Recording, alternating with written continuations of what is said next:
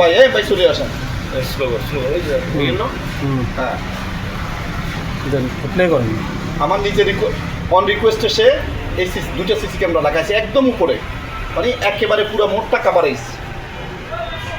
আমি বিক্টিম ছোটো ছেলে, আই ওয়ালের ছেলে। তো আমরা বুকে সপ্তাহহাট থেকে ভাড়া করে গাড়ি নিয়ে ওরা মেডিকেল স্বাস্থ্য কমপ্লেক্স আনছে, ওখানে কী খাওয়াই দিয়ে আমার আব্বুকে 3য় তলার মধ্যে পাইছি। এখান থেকে আমি আমার আব্বুকে সিটি মেডিকেল ভর্তি করাইছি। প্রথম 3 দিন ভালোভাবে ট্রিটমেন্ট চলছিল। ডাক্তারকে জিজ্ঞেস করছি কী সমস্যা, বলছে কিছু খারাপ বিষ জাতীয় কিছু খাওয়াইছে, কিন্তু কী বিষ জানতে পারে নাই। সেই হিসেবে ওরা যেরকম ট্রিটমেন্ট দরকার এরকম ট্রিটমেন্ট করছে। 7 দিন পর আমার আব্বু আইসিতে মারা গেছে, 27 তারিখ সকাল 9টা বাজে। তো এখন আমি এখানে মামলা করতে বলছি, আমি করে নেই, আমার গাড়ির মালিকে করছে। তো আমরা আব্বুকে আব্বুর হত্যাকারীকে এখন 2 জনকে গ্রেপ্তার করা হয়েছে, আরও আছে নাকি ওরা বলতেছে। তো আমি চাই নোরা থানা পুলিশকে ধন্যবাদ জানাই, ওদেরকে ধরছে সেজন্য। এখন আমি আমার আব্বুকে হত্যা করার কারণে ওদের শাস্তি চাই, মৃত্যুদণ্ড। ভিকটিম আইয়ুব আলী একটি অটো রিক্সা চালক, সে অটো চালাতো। অটো চালায় সাত্তারহাট এলাকায় তার অটোতে 2 জন যাত্রী ছদ্মবেশে যাত্রী উঠে তাকে আনোয়ারা মেডিকেলের এখানে নিয়ে আসে।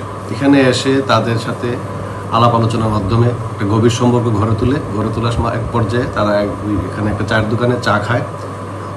তাদের ওই যে 2 জন যে সিএনজি চালকের সাথে যে 2 জন, অটোর সাথে যে 2 জন আসে, তাদের পিছনে আরও 2 জন সিএনজির মাধ্যমেও আসে। তারা 4 জন একসাথে হয়ে চায়ের দোকানে বসে তাকে বিভিন্ন আলাপ আলোচনার মাধ্যমে চায়ের সাথে চেতনানাশক ওষুধ মিশিয়ে তাকে অচেতন করে তাকে আনোয়ারা মেডিকেলে রেখে তারা এখান থেকে অটোটি নিয়ে চলে যায়।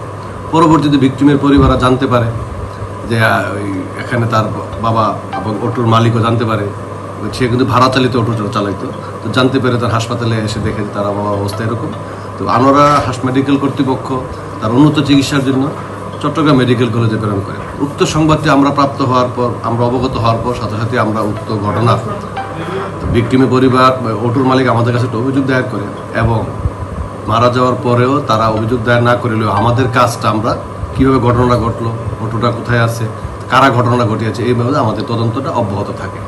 তদন্তের এক পর্যায়ে আমরা বিভিন্ন তথ্য প্রযুক্তির মাধ্যমে এবং বিশ্বস্ত গুপ্তচর নিয়োগের মাধ্যমে আমরা এই ঘটনা গতকাল একজন আসামিকে বাকলি এলাকা থেকে আরেকজনকে পুটিয়া থেকে আমরা গ্রেফতার করতে সক্ষম হই।